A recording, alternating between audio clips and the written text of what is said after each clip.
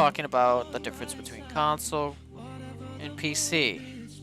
We're not only going to talk about the graphical properties or the graphical differences between both. We're going to be talking about what the user experience is like and how different it is from the simplistic design of a console.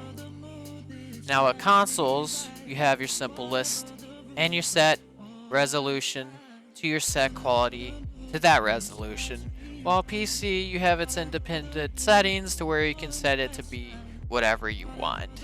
But we're going to get step by step here and go through the different ones in the different categories.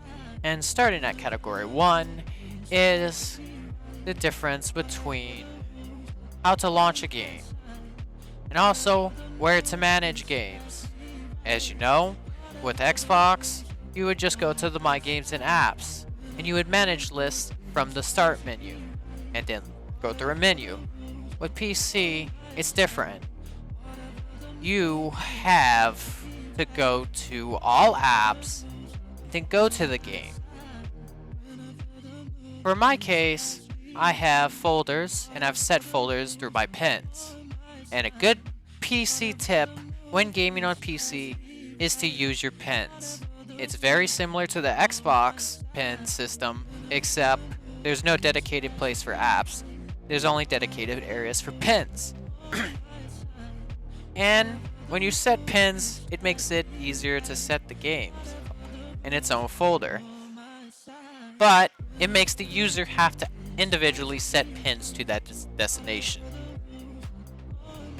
Coming in the second category is something similar to that. Purchases between Xbox, PC. As you know, on console, you can go to their store. On Xbox, you can go to the Microsoft Store through the UI. And for PlayStation, you would go to the PS Store. You also need a subscription to have these services. With PC, you don't have to have a subscription at all. You would have to go through the launcher and buy the title. This is where the difference between PC and console come into play.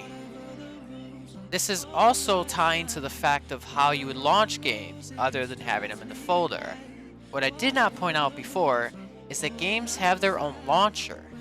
And when you launch these games or buy these games, they're assigned to a launcher to run in a launcher. And then once you run that launcher, it starts the game up. To get into detail, to show an example of this, I'm going to run Call of Duty.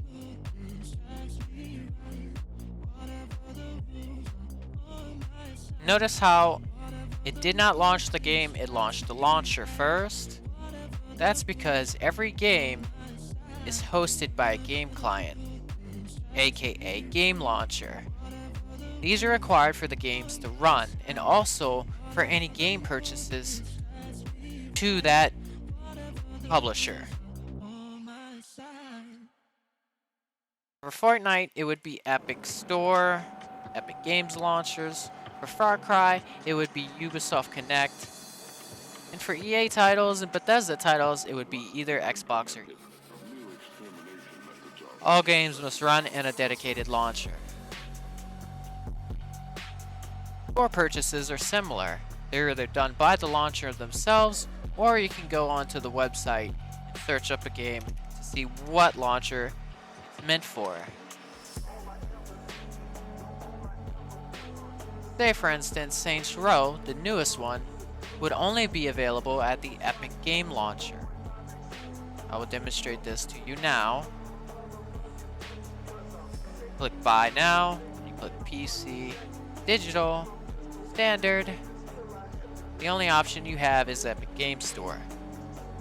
Now I'm assuming Steam would come later, but for right now, it only supports Epic Game Store.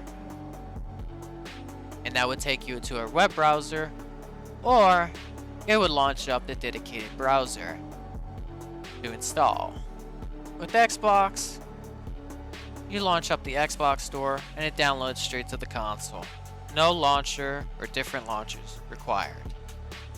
However, each launcher comes with its own version of its friends list. Now we get into the most common things when the difference between PC and gaming is talked about, and that's its graphical settings. Main difference with consoles and PC is obviously the graphics, but in some cases, depending on your GPU setup, you have more options to do, such as overclocking, automatic overclocking, tweaking, just to push that frame rate, and even AMD Smart Access Memory, which essentially allows every bit of your RAM to be utilized for gaming only, and to minimize any other background processes in your computer. Along with that, you get the option to automatically overclock your CPU and your GPU to push your gaming experience to another level. Comes with gaming advisors for stuff when your game is set too high. Comes with recording features such as what I'm using right now. Live streaming, scene editors to set your stream up. You can move your camera around.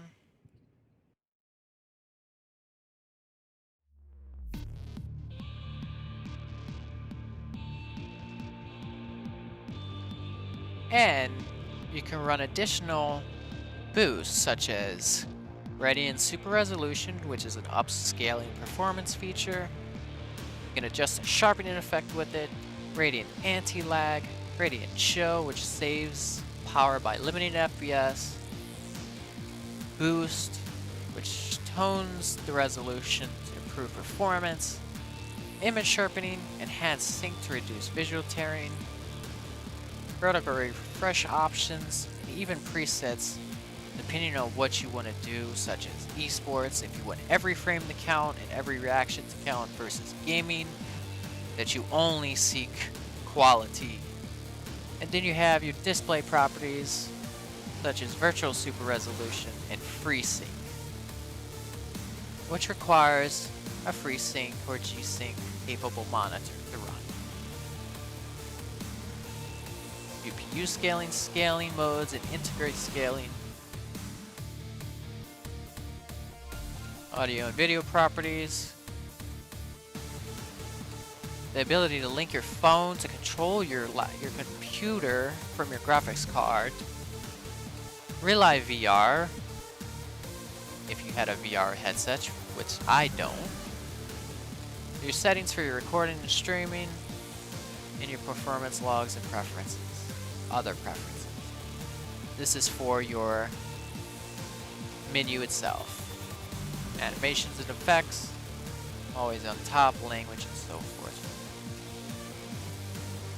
That's the graphical driver and the difference through software. But let's talk about the game.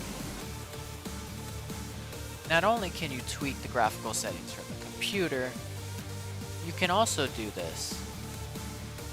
Now if we were to get in the game settings, from its display resolution, going way below even standard quality, to HD, full HD, all the way to 2K, and max to about 4K, and in some games up to 6K resolutions, although it's not widely supported.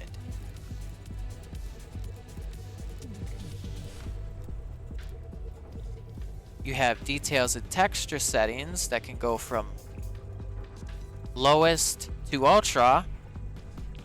In some games that can only support low to high settings. In this case, Cold War supports lowest to ultra settings. Texture to model, you even get 4K interface textures, screen reflections, and ray tracing options. Although ray tracing takes more graphical power, such as you see with the VRAM usage below. I run an 8GB graphics card.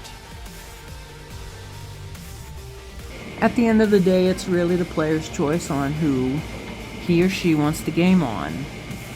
In most cases, users like to be simplistic.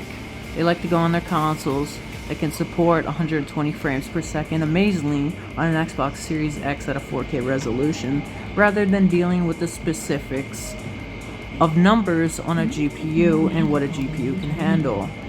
I assure you, if you're a console player that wanted to go to a PC and thinks this may be too hard for you, I assure you, it is not that difficult as it sounds.